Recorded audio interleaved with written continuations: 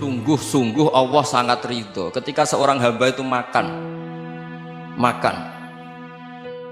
ketika sesuap nasi dia muji Allah, ketika minum seteguk nasi dia muji Allah. Itu kalau orang diridhoni Allah itu wali betul. Itu untuk jadi wali itu gampang. Kamu makan ridho, kamu ninjak buminya Allah ridho seneng, kamu hidup keseharian aman seneng. Nah ini supaya sampean kita semua ngaji betapa panduan Rasulullah untuk menggapai ridho Allah itu banyak yang keseharian sekali. Saking kesehariannya banyak dalam hadis dan itu sahih. Nabi menyebut hal-hal yang keseharian. Hatta matas alufi fimroatika, kamu punya uang kemudian istri kamu bisa makan, itu ibadah.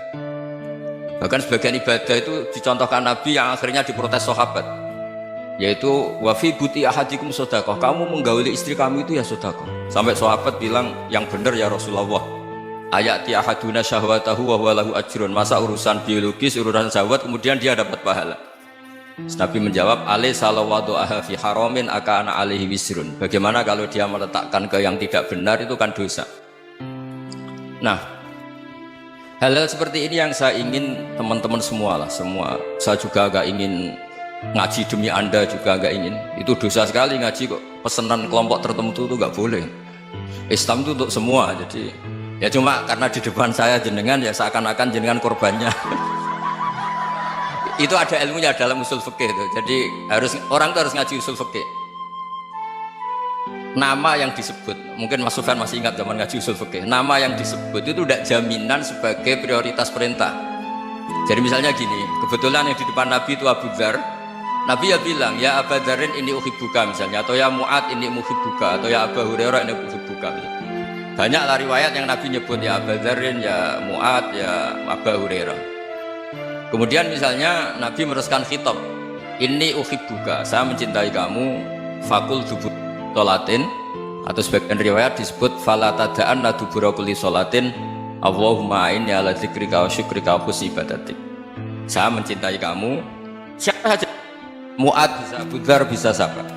Saya mencintai kamu, mohon kalau habis sholat kamu jangan lupa wiridan Allahumma inni ala dzikrika wa syukrika wa husni ibadatik. Ya Allah, tolong kami permudah supaya mudah ingat Engkau. Anda tidak bisa mentang-mentang, wong nama saya Parmin, nama saya Purnomo, itu yang diperintahkan Mu'ad misalnya. Jadi yang disebut satu, tapi khitab itu untuk siapa saja. Saya teruskan. Jadi saya mohon semua kita melakukan kebaikan itu, kalau dalam kaidah fikih disebut al yakin la yuzalu bisyak.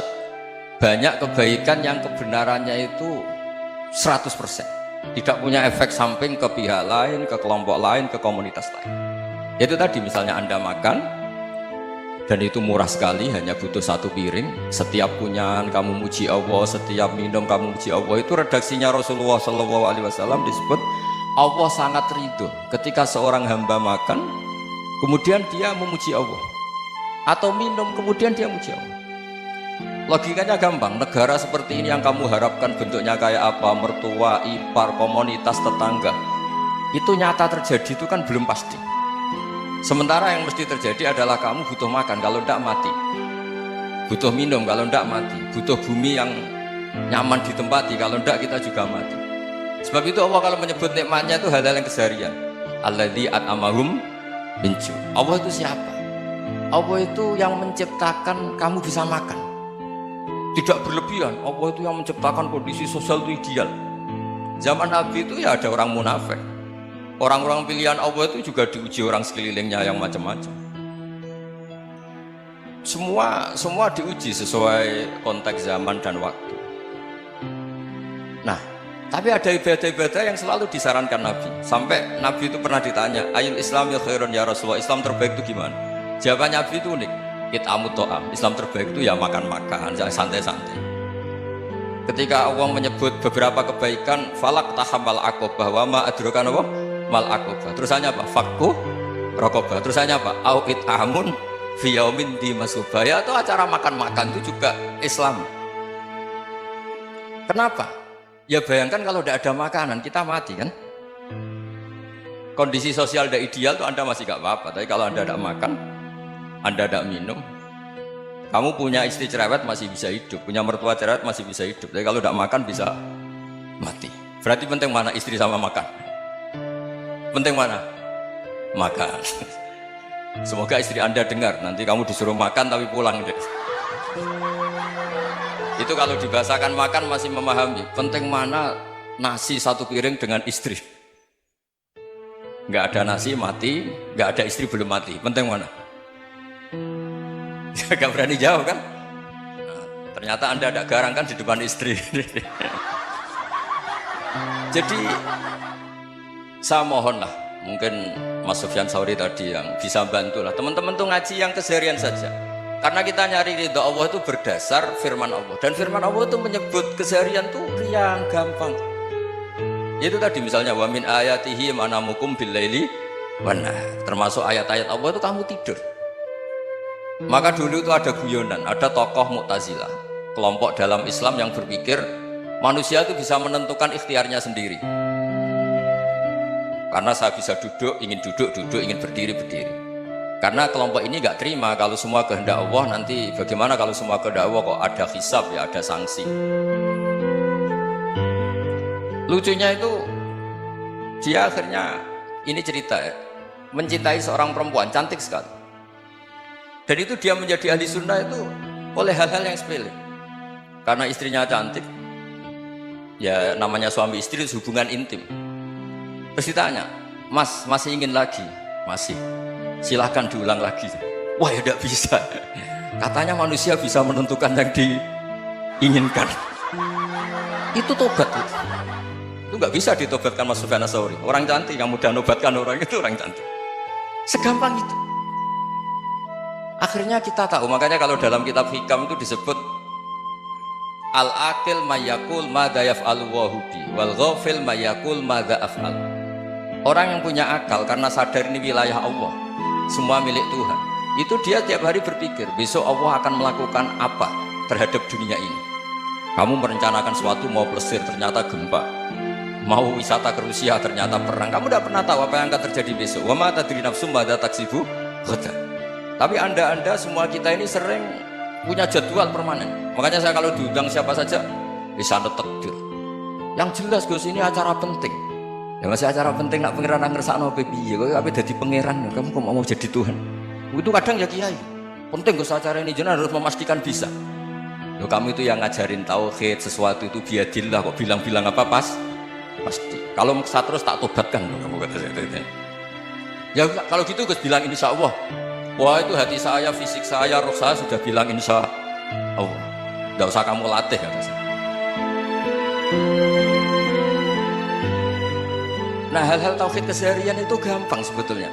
Wal ghafil yaqulu madza af'al. Tapi orang yang lupa Allah dia setiap hari bilang besok apa, kita bisa melakukan apa. Seakan-akan dia itu aktor, dia penting, dia subjek permanen, dia. Padahal kita ini hanya objek kehendak Allah Subhanahu wa taala. Karena kita yakin sesuatu yang terjadi di alam raya ini kita tidak bisa apa-apa. Makanya saya sering ngaji, sering bilang saya, ketika Anda mensifati Allah, dia yang menghidupkan. Sudah itu tanamkan, sehingga ketika kita mati, santai saja. Kenapa santai? Allah punya cara menghidupkan kita. Zaman kita hidup juga gak tahu caranya ngelola jantung, ngelola paru-paru. Kamu juga gak tahu ngelola oksigen yang tidak beracun, tidak ngandung polusi. Tahu-tahu hidup. Gak ingin tua ya tahu-tahu tua, gak ingin mati tahu-tahu mati. Selama ini kita hidup juga gak tahu apa-apa sebetulnya. Hanya gaya tok, punya jadwal, punya planning. Kalau kamu bisa menentukan pilihan Anda, pasti Anda istrinya cantik, 4 neriman semua, kona'ah semua. Nyatanya enggak kan? Ada 1 jelek, cerewet. Oh itu kan, nyatanya enggak bisa apa-apa Anda kan? Dan kamu bawa mati lagi. Itu kan, istri Anda juga gitu, punya keinginan, punya suami yang ganteng, yang jabat, yang neriman, yang enggak poligami. Ya enggak kesampaian juga. Kalau kita ngitung tingkat kegagalan kita itu gagal terus. Ya kan? Nah, terus ingat Allah, madza yaf'alu wa bi. Orang yang punya akal selalu berpikir Allah itu menghendaki apa terhadap saya. Lalu sama-sama orang melihat orang yang serius, itu kata Anda itu pemikir berat, serius, senang punya tokoh yang merengut karena kamu anggap serius. Tapi sebagian orang anggap orang yang serius itu wong merengut, wong masam, wong muka kok ditekuk. Jadi sama itu hati ya muqallibal qulub tsabbit qalbi ala dini, karena kita nggak tahu cara berpikir kita tentang orang lain, tentang sekeliling kita. Misalnya kita orang baik yang jenis ngurumat fakir miskin, ada orang bangun masjid mewah itu janggal. Apa artinya masjid mewah kalau banyak orang kelaparan? Tapi kalau yang jenis pendidikan, apa artinya masjid mewah kalau tidak bisa ngaji? Nanti yang jenis infrastruktur, apa artinya ini kalau semuanya punya sudut pandang yang berbeda-beda. Dan Islam mengapresiasi semua kebaikan. Tapi katakan semua kebaikan itu adalah kehendak Allah Subhanahu wa taala. Karena apapun baik Anda itu pakai fasilitas yang diberikan oleh Allah Subhanahu wa taala. Sehingga ini yang disebut kulillah sumadarhum fi khawdihim yal'abun. Ya kembali tadi ke tema-tema bahwa keseharian Anda ini sudah Islami. Saat Anda tidak bisa melakukan apa saja. Saya sering ada jenazah, biasanya kalau tetangga meninggal saya sering disuruh ngelepas. Saya bilang orang ini baik karena sering ngelamun di rumah, sering nganggur di rumah. Ditanya sama anaknya, kenapa Gus nganggur baik? Ya kalau dia nganggur artinya juga gak berbuat sesuatu yang maksiat kan? Ya kan, orang nganggur di rumahnya ya tidak bunuh orang, tidak maling, tidak korupsi, ya namanya nganggur di rumah. Lah cuma istri cara pandang nganggur gak menghasilkan uang itu, tapi juga gak menghasilkan kriminal kan? Jadi sebenarnya Islam itu makanya kalau sampai ngaji usul fikih itu ada kitab usul fikih namanya Lubul Usul, itu terkenal sekali di pesantren itu. Itu kalau ngapresiasi keseharian itu luar biasa. Izma min mubahin illa wa yatahaqqaqu bihi tarku haramimma. Karena keseharian yang mubah saat Anda lakukan itu ada kehebatan yang luar biasa, yaitu meninggalkan haram. Makanya dulu banyak orang-orang alim ketemu temannya itu guyon sampai semalaman. Itu biasanya yang semangat Islam itu kiai kok tidak tahajud, kiai kok tidak witir. Orang yang sedang mapan uangnya banyak, malam itu tidak kelayaban itu sudah luar biasa. Melawan nafsu supaya tidak maksiat itu sudah luar biasa. Supaya lupa guyon sama temannya semalaman sampai subuh. Gejolak-gejolokan mengenang zaman miskin, zaman kuliah nggak jelas, zaman apa. Melihatnya jangan takut tahajud. Seperti ini meninggalkan tahajud, tapi meninggalnya ini talqul muharramat. Jadi kayak apa hebatnya? Sehingga Imam Ghazali punya riwayat yang agak unik. Hatta takuna ibadatu akhiri hadil ummah iku an-naum. Sehingga suatu saat ibadah terbaik umat ini itu tidur. Itu kan riwayat kontroversi. Ketika Imam Ghazali tanya, kenapa iya? Kenapa kamu mulai keluar dari rumah itu sudah banyak maksiat, melihat perempuan yang enggak mahram, melihat fenomena. Tapi kalau kamu tidur itu enggak melihat apa. Tapi juga kamu jangan menganggap tidur itu ibadah betul. Saatnya melakukan fardu ain malah masih tidur. Tapi itu sudut pandang yang menjadikan kita Islam itu gampang. Jadi saat Anda tidak bisa aktivitas apa-apa, misalnya ada beberapa orang yang lumpuh. Lumpuh itu memang nggak bisa Jumatan, nggak bisa ibadah, tapi dia juga nggak bisa maksiat. Tidur itu memang Anda saat itu tidak bisa tahajud, tidak bisa witir, tapi saat itu ada zina, ada maling, tidak gosipkan orang, tidak bully orang, tidak menanamkan kebencian, tidak hasud. Sehingga tidur menurut Allah Ta'ala wa min ayatihi manamukum billaili apa? Wanahar. Karena di tidur itu selain ada unsur istirahat, jaga stamina, juga ada unsur meninggalkan beberapa keburukan. Nah saya mohon ibadah yang keseharian ini kita jaga. Supaya kita semua baca ayat itu fasih. Fasih itu tertanam di hati. Allah itu siapa? Alladzi at'amahum min ju'i wa amanahum min khauf. Dan Allah kalau cerita di Quran itu anna sababnal ma'a sabba thumma syaqaqnal ardha wa syaqqa fa'ambatna fiha habba wa inaba wa qadba wa zaituna wa nakhla wa hada'iqa hulba. Kamu tahu saya ini siapa, kata Allah? Saya ini adalah Tuhan yang menurunkan air, kemudian ada tanaman banyak, habba wa inaba wa qadba, ada zaitun, ada tin, kalau orang Jawa mungkin ada tela, ada padi, ada mangga, ada pisang. Sudah, wa inaba wa zaituna wa nakhla wa hada'iqa hulba, ada perkebunan yang lebat. Tujuannya apa? Mata Allahkum, silahkan kamu pakai, kamu nikmati. Tapi karena kadang kita ini punya ide-ide besar. Tadi untuk syukur saja nunggu punya istri riman, rumah baik, tetangga baik, komunitas baik, semuanya baik baru syukur. Lama-lama nanti ada di surga, syukurnya nunggu surga paling kelas A. Itu sudah ada yang menghuni Rasulullah, kamu nggak boleh di situ. Masa untuk syukur saja? Repotnya Masya Allah. Jadi mohonlah Quran yang kalau Anda hafalkan juz sama itu kan ada ayat-ayat yang kayak tadi. ya fal yanzuril insanu ila ta'ami. Coba lihat apa yang kamu makan itu, dari mana, dan untuk mempertahankan hidup kamu keseharian. Jadi jangan kira ibadah itu harus membentuk komunitas yang versi Anda, ibadah itu harus yang hal yang mulu-mulu. Kesehariannya Anda alami.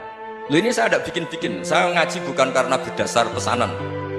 Itu ayat yang saya baca kan betul, ada ayatnya kan, fal yanzuril insanu ila ta'ami anna sababnal ma'a sabba thumma shaqqaqnal arda syaqqa fa ambasna fiha habba wa inaba wa qadba wa zaituna wa nakhla wa hadaiqa ghulba. Terusannya apa? Mata'al lakum, silakan kamu nikmati. Mata itu silakan kamu nikmati. Ya kayak sampean dikasih hidangan ya makan. Ya sudah makan, habis makan ya minum, habis itu ngantuk ya tidur. Ya sudah, normal-normal saja. Kayak apa indahnya Islam. Tapi Anda mencari Islam yang gimana lagi? Nah, itu yang diajarkan guru-guru kita, diajarkan sanad kita sampai Wali Songo, sampai Rasulullah SAW. Bahwa pada akhirnya ada jihad, ada perang. Itu dulu memang perang, bukan membunuh, beda. Dulu kita dijajah Belanda ya perang, dan itu normal karena kita dijajah. Jadi ketika orang lain ingin baik sama kita, wa in ahadum minal musyrikin astajaroka ya fajirhu hatta yasma'a kalam Allah. Kalau mereka ingin baik ya kita baik. Makanya ada istilah musta'man, mu'ahad. Kalau mereka ingin damai, berdampingan dengan kemajmukan ya itu yang lebih baik. Karena memang Islam menghormati proses perdamaian. Wa in janahu lis-salmi ya fajnah lah. Kalau ingin damai ya kita harus